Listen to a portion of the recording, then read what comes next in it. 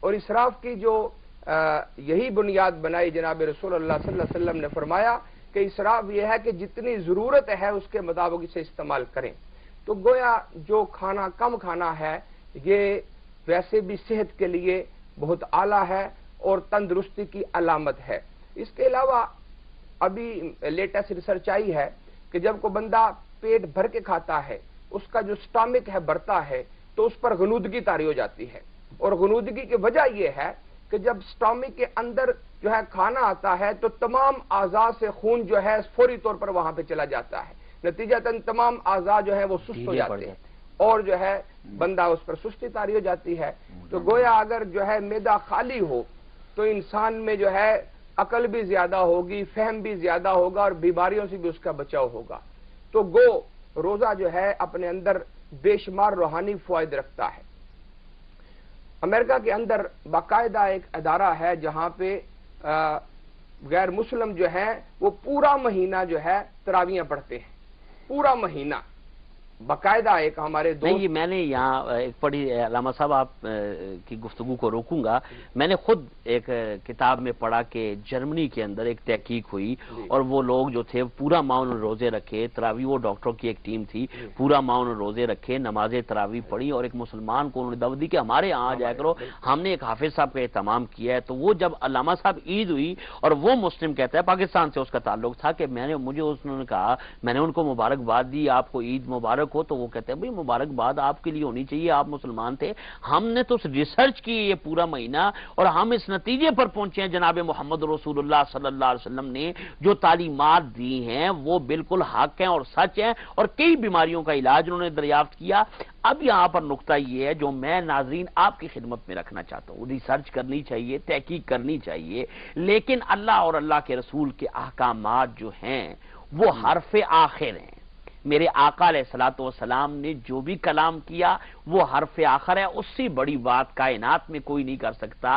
باقی ابھی انسان کی شعور کی آنکھ کھل رہی ہے اور جب ریسرچ کرتا ہے تو وہ جب منزل مراد سے آشنا ہو جاتا ہے اور حقیقت جب منکشف ہوتی ہے تو اس کو بھی کہنا پڑتا ہے مصطفیٰ جان رحمت پہ لاکھوں سلام. تو ہم تو بلائنڈ فیتھ ہے، آقا نے جو فرمایا اس پہ عمل. برر ریسرچ کا سلسلہ جو ہے وہ یہ قیامت تک جاری رہے گا اور منزل مراد وہی ہیں کہ پائے نقش رسول تک پہنچنا. ابھی انسانیت اس تگ و دو میں ہے، پہنچ رہی ہے اور انشاءاللہ پہنچے گی، لیکن ہمارے پاس جو تعلیمات ہیں ہمیں اللہ اور اس کے رسول کے احکامات کو سمجھتے ہوئے اس پر عمل پیرا ہونا چاہیے. خوبصورت گفتگو کی پروفیسر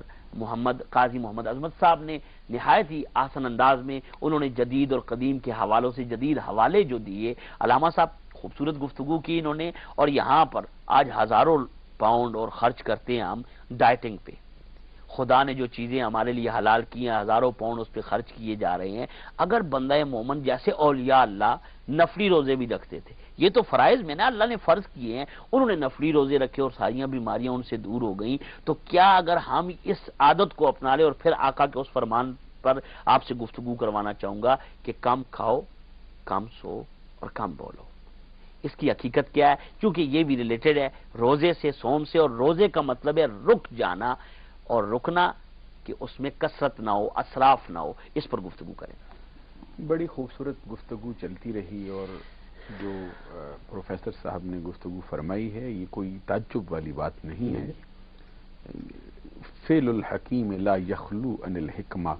حکیم کا کوئی فعل حکمتوں سے خالی نہیں ہوتا ہے. اور نبی اکرم صلی اللہ علیہ وسلم کی امت پر اور خود نبی اکرم صلی اللہ علیہ وسلم کی ذات اقدس پر اللہ تبارک و تعالیٰ نے جو روزے کو فرض کیا ہے اس کی حکمتیں تو بے شمار ہیں. اور ابھی جو باتیں آپ نے گنوائی ہیں تو میں سمجھتا ہوں کہ یہ کہتے ہیں جادو وہ ہوتا ہے جو سر چڑھ کے بولتا ہے. اور عربی زبان کا بڑا مشہور مقولہ ہے الفضل ما شہدت بہ الاعداء، بزرگی اور فضیلت اسی کا نام ہوتا ہے جس کا اقرار نہ ماننے والوں کو بھی ہوا کرے، دشمن بھی اقرار کریں. اب دیکھ لیجئے اللہ تبارک و تعالیٰ نے جو اسلام کو خوبیاں بخشی ہیں اس کا اقرار نہ ماننے والوں کو بھی ہو رہا ہے، وہ بھی اس مشق سے گزر رہے ہیں. تو جہاں تک اس بات کا تعلق ہے کم کھانا، کم سونا، میں اس کے ضمن میں یاد کرتا ہوں کہ انسانی شخصیت دو چیزوں سے عبارت، ایک اس میں جسم ہے، ایک اس میں روح ہے. یہ کھانے سے جسم پلتا ہے، یہ بات بڑی توجہ طلب ہے، اگر سامعین بھی اور ناظرین بھی غور فرمائیں کہ انسانی شخصیت دو چیزوں سے عبارت ہے، ایک جسم ہے، ایک روح ہے۔ تو ان دونوں کا معاملہ بالکل مخالف سمت کا ہے۔ جو جسم ہے یہ زیادہ کھانے سے پلتا ہے، روح بھوکا رہنے سے پلتی ہے۔ جسم جو ہے یہ زیادہ ہنسنے سے خوش ہوتا ہے، روح جو ہے وہ زیادہ رونے کو پسند کرتی ہے۔ روح اور جسم کا تعلق جو ہے یہ پنجرے اور پرندے کا سا ہے، اور جب جسم مضبوط ہو، طاقتور ہو، اس کی جو غذائیں ہیں اس کو مہیا کی جائیں تو یہ طاقتور ہوتا رہتا ہے، پلتا رہتا ہے۔ اور بعض اوقات یہ بھی دیکھنے میں آتا ہے کہ ایک ہی جسم کئی جسموں کے مقابلے میں تنہا کھڑا ہو جاتا ہے۔ اور جب کوئی شخصیت اپنی روح کو طاقتور کر لیتی ہے، اس کو روزے کی لذت سے آشنا کرتی ہے، اس کو کم کھلانے کی لذت سے آشنا کرتی ہے، اس کو کم بولنے کی لذت سے آشنا کرتی ہے، اس کو کم پلانے کی لذت سے آشنا کرتی ہے، تو پھر وہ روح جو ہے اس جسم کے اوپر غلبہ کر جاتی ہے، اور اس کی طاقت کا حال پھر یہ ہوتا ہے کہ آپ نے قرآن مجید میں پڑھا ہے، حضرت سلیمان علیہ السلام نے آصف بن برخیہ سے جب اعلان کیا یا ایھا الملأ ایکم یاتینی بعرشھا قبل ان یاتونی مسلمین، کوئی ہے میرے درباریوں میں سے ایسا جو ملک سبا کی شہزادی کا تخت جو ہے وہ یہاں پہ لا کے رکھے؟ تو اس کے جواب میں ایک جن نے جملہ کہا تھا، عفریت من الجن انا آتیک بہ قبل ان تقوم من مقامک، اور وہ حضرت سلیمان علیہ السلام کو جب منظور نہیں ہوا تو پھر قال الذی عنده علم من الکتاب انا آتیک بہ قبل ان یرتد الیک طرفک۔ تو سلیمان علیہ السلام جن کی روح طاقتور تھی، جنہوں نے اپنی روح کے تقاضے پورے کیے تھے، انہوں نے کہا کہ میں آپ کی آنکھ جھپکنے سے پہلے لے کے آصف بن برخیہ نے فرمایا کہ میں اس کو لاتا ہوں آپ کی آنکھ جھپکنے سے پہلے۔ تو جب کسی کی روح طاقتور ہو جاتی ہے، جب اس کی روح کے تقاضے پورے ہونے لگ جاتے ہیں، جب وہ ساری رات جاگ کے نماز تراویح کے اندر قرآن سنتا رہتا ہے، سارا دن بھوکا رہتا ہے، اور بھوک بھی ایسی ہے کہ زبان پر کوئی شکوہ نہیں آتا ہے، یہ نہیں کہتا کہ میں بھوکا ہوں، میں پیاسا ہوں، میرا کوئی حال نہیں ہے، بلکہ فرمایا کہ للصائم فرحتان، روزہ رکھنے والے کے لیے تو دو خوشیاں ہوتی ہیں، فرحت عند فطرہ، فرحت عند لقاء ربہ، اس کو ایک خوشی اس وقت حاصل ہوگی جب وہ روزہ افطار کرے گا، دوسری خوشی اس وقت حاصل ہوگی جب اس کی ملاقات اس روزے کے بدلے میں رب ذوالجلال کی ذات سے ہو جائے گی۔ تو پتہ چلتا ہے کہ یہ روزہ جو ہے بندے کو اس طرح پاک کرتا ہے، بندے کی جسمانی طاقتوں کو کم کر کے روح کی طاقتوں کو بڑھاتا چلا جاتا ہے، اور جسم اور روح جو ہیں یہ دونوں اکٹھے رہتے ہوئے روح کی طاقت اس پر غلبہ کرتی ہے، اور روح ہی کی طاقت ہے جو حضرت علی المرتضیٰ شیر خدا جیسی ہستی کے لیے ایک رکاب میں پاؤں رکھتے ہیں،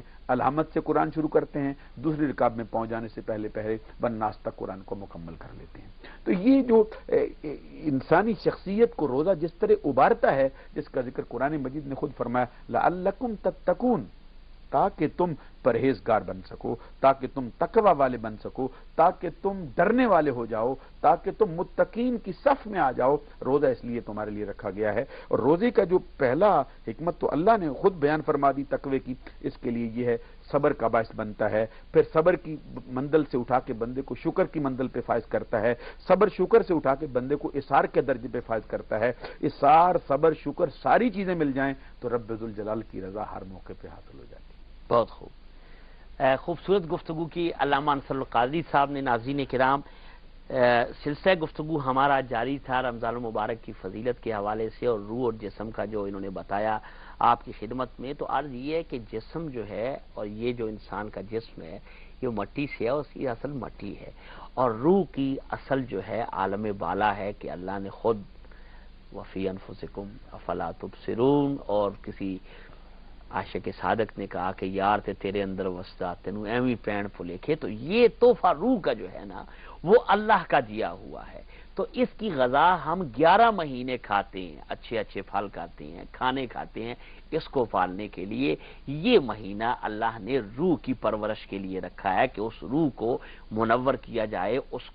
اس پر جو زنگ آ چکے آپ کے قلوب پر، اس کو لطیف کو چمکایا جائے، تاکہ جب اس کے اثرات تمہارے جسم پر پڑیں تو تمہیں وہ کامل شفا نصیب ہو جسے اللہ فرماتا ہے قد افلح من تزکا، پا گیا مراد، وہ اپنی منزل سے آشنا ہو گیا جس نے اپنا تزکیہ کر لیا، خوب صاف ستھرا ہو گیا۔ تو روزہ بھی باطنی صفائی کا ایک نام ہے۔ آخر میں اپنے مہمانوں کی خدمت میں گزارش کرنا چاہوں گا کہ دونوں مہمان، چونکہ وقت ہمارا پایا تکمیل کو آج کے پروگرام کا پہنچ رہا ہے، تو تھوڑے تھوڑے جو ہے دو لفظوں میں کیا پیغام دینا چاہیں گے پروفیسر محمد عظمت صاحب آپ؟ روزہ جو ہے یہ تقوی کا نام ہے، اور تقوی کے ہی لیے روزے کو جو ہے اس کو فرضیت کی گئی ہے، لہذا ہمیں تقوی اختیار کرنا چاہیے اور ہر معاملے کے اندر جو ہے وہ تقوی اختیار کرنا چاہیے، صرف روزوں کے لیے ہی نہیں بلکہ دنیاوی امور کے لیے بھی، جہاں پر ہمیں دنیاوی معاملہ ہو، سیاست کا معاملہ ہو، تصوف کا معاملہ ہو، تجارت کا معاملہ ہو، وہاں پر ہمیں ایمانداری سے اور یہ دیکھتے ہوئے، یہ سوچتے ہوئے کہ اللہ ہمیں دیکھ رہا ہے، بہت اس کے مطابق ہمیں چلنا چاہیے۔ جی علامہ صاحب دو لفظ۔ میں تو نبی اکرم صلی اللہ علیہ وسلم کی احادیث صحیحہ سے ہی آپ کی خدمت میں اور سامعین اور ناظرین کی خدمت میں یہ پیغام عرض کرنا چاہتا ہوں کہ نبی اکرم صلی اللہ علیہ وسلم نے فرمایا ہے کہ رمضان المبارک کی پہلی رات آتی ہے تو 6 لاکھ بندے میری امت کے دوزخ سے نکال کے جنت میں داخل کر دیے جاتے ہیں۔ میری گزارش یہ ہے کہ اللہ تبارک و تعالیٰ جب اپنی رحمت کو انتہائی جوبن پہ برسا رہا ہے، 6 لاکھ بندے دوزخ سے نکال کے جنت میں داخل کیے جا رہے ہیں، تو اپنے آپ کو بھی رب کی بارگاہ میں پیش کرنا چاہیے اور اس رمضان کے اندر اس طرح اپنے من کو صاف کرنا چاہیے، اپنے باطن کو پاکیزہ کر لینا چاہیے کہ آئندہ 11 مہینوں تک کبھی کوئی دوسری چیز بندے کے نزدیک آ نہ سکے۔ بہت شکریہ علامہ محمد انصر القاضی صاحب، آپ تشریف لائے۔ علامہ پروفیسر قاضی عظمت صاحب آپ تشریف لائے۔ ناظرین اکرام، افطاری کا جو پروگرام افطار اسپیشل ہوگا ہمارا ڈی ایم اسلام پر، اس میں ڈی ایم ڈیجیٹل پہ، اس پہ آپ ضرور 6:30 سے 7:30 بجے تک مفتی محمد انصر القاضی صاحب اپنے اگر جمعرات کو روزہ ہوا تو مفتی انصر القاضی صاحب اپنے جو ہیں خیالات سے اور قرآن و سنت کی روشنی میں اس مایہ مقدس کے حوالے سے روزانہ جو ہے آپ کی خدمت میں حقائق پیش کیا کریں گے۔ ضرور دیکھیے گا، وہ پروگرام نہ بھولیے گا، اور انشاءاللہ جو رمضان کے اسپیشل ایونٹ ہیں اس میں اگر موقع ملا تو فرصت اگر ہمیں ہوئی تو انشاءاللہ میں بھی گائے بگائے مختلف موضوعات کے ساتھ آپ کی خدمت میں حاضری دوں گا۔ یہ اپنے ذہن میں رکھیے کہ ہم جس آقا علیہ الصلوۃ والسلام کے ماننے والے ہیں، کلمہ پڑھنے والے ہیں، انہوں نے جو کھائے اور جواہر لٹائے، آج ہم نے وہ کھانے سادے ترک کر دیے، جواہر لٹا نہیں رہے بلکہ ان کو سمیٹنے کی کوشش کر رہے ہیں۔ ضرورت اس امر کی ہے کہ علمی جواہر ہم لٹائیں، اپنی دولت کی جواہر اللہ کی مخلوق اور اللہ کی رضا پر لٹائیں۔ یہی پیغام ہے آمد رمضان کے حوالے سے میری جانب سے، میری پوری ٹیم کی جانب سے۔ ہم آپ کے لیے دعا کریں گے، آپ ہمارے لیے دعا کریں، اور یہاں پر اپنے ان 2 محترم شخصیات کا اگر نام نہ لوں تو زیادتی ہوگی۔ میرے محترم دوست ایمسٹرڈم سے مختار میر صاحب اور ملک مسعود کلیامی صاحب جو ایمسٹرڈم میں ہوتے ہیں، انہوں نے دعاؤں کے لیے کہا ہے، ہم آپ کے لیے دعا کرتے ہیں، آپ ہمارے لیے اور پوری امت کے لیے دعا کریں کہ اللہ اس امت کو ایک بنائے، نیک بنائے، شہنشاہ غمگول کی اس دعا کے ساتھ کہ اللہ مجھے اور ڈاکٹر، مجھے بتایا گیا کہ ڈاکٹر نقوی صاحب کی بیٹی ہے، وہ بیمار ہے، اللہ ان کو صحت عطا فرمائے، پوری روئے زمین پر جہاں جہاں بھی اہل ایمان بستے ہیں۔ انصر القاضی صاحب کے بیٹے ہیں، ان کے لیے دعا کریں، میں بھی کرتا ہوں کہ اور جتنی میری مائیں، بہنیں، بزرگ، نوجوان ساتھی اکراس دا ورلڈ یہ پروگرام دیکھ رہے ہیں کسی بھی حوالے سے، اللہ تعالیٰ میں دعا کرتا ہوں کہ آمد رمضان کے حوالے سے اللہ کریم امت پر اپنا کرم فرمائے، بیماروں کو شفا دے، بے اولادوں کو اولاد صالح دے، قرضداروں کو قرض سے خلاصی عطا فرمائے، تنگ دستوں کی تنگ دستیاں دور فرمائے، ہمیں اپنے نیک بندوں میں شامل فرمائے، نیک بندوں کے ساتھ دنیا اور نیک بندوں کے ساتھ حشر نصیب فرمائے۔ زندگی رہی تو نیکسٹ ٹیوزڈے اسی روشنی پروگرام میں مزید روشنیاں آپ کی خدمت میں لے کر آؤں گا۔ والسلام علیکم ورحمۃ اللہ وبرکاتہ۔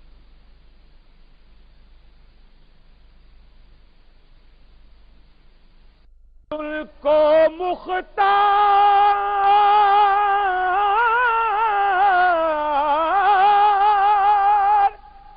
بنایا ہے میرے مولا نے کہ خلد میں بس وہی جا سکتا ہے جس کو حسنین کے بابا کی اجازت ہوگی۔ ارے خلد میں بس وہی جا سکتا ہے جس کو حسنین کے بابا کی اجازت ہوگی۔ اور ان کی چوکھٹ پہ پڑے ہیں تو بڑی موج میں ہیں، پر لوٹ کر آئیں گے جب اس در سے، لوٹ کر آئیں گے جب اس در سے، میرے دل تو ہی بتا کیا تیری حالت ہوگی، اور کہیں یاسین کہیں طٰہٰ کہیں واللیل آیا، جس کی قسمیں میرا رب کھاتا ہے، جس کی قسمیں میرا رب کھاتا ہے، کتنی دلکش میرے محبوب کی صورت ہوگی، اور ہے یہی اجر رسالت ہو مودت ان سے کہ کبھی ایمان نامکمل ہوگا، جب تلک آل محمد سے نہ الفت ہوگی۔ اور ایک شعر اپنے ناظرین کی نظر کرتا ہوں، حالات کے تناظر میں اس شعر کو دیکھیے کہ چھوڑ کر دامن سرکار پھرو گے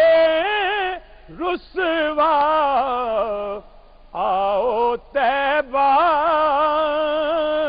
کی گدائی کر لو،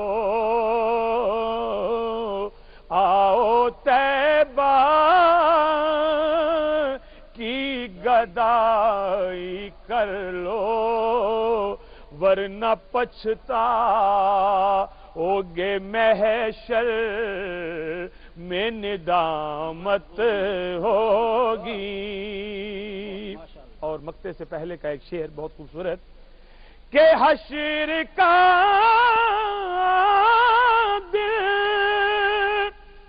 بھی عجب دیکھنے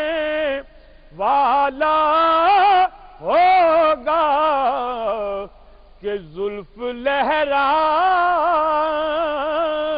کہ وہ جب آئیں گے،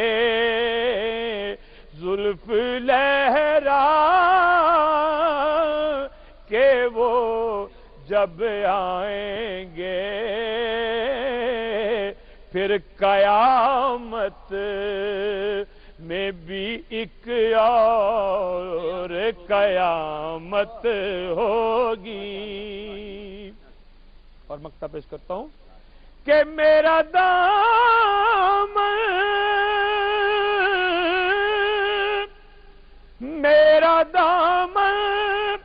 تو گناہوں سے بھرا ہے الطاف، پر ایک سہارا ہے کہ تو میرا ہے، ایک سہارا ہے کہ ہم تیرے ہیں، اسی نسبت سے سرے حشر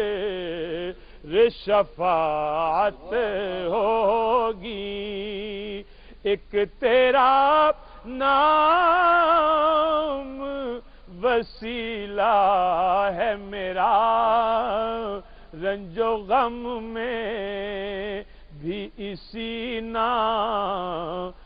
سے راحت ہوگی. ماشاءاللہ، جزاکم اللہ. معزز ناظرین کرام، سید الطاف حسین کاظمی صاحب نہایت خوبصورت انداز میں اپنا لکھا ہوا کلام اپنی خوبصورت آواز میں آپ کی نظر کر رہے تھے. اللہ تعالیٰ ان کے علم میں، ذوق میں، شوق میں، آواز میں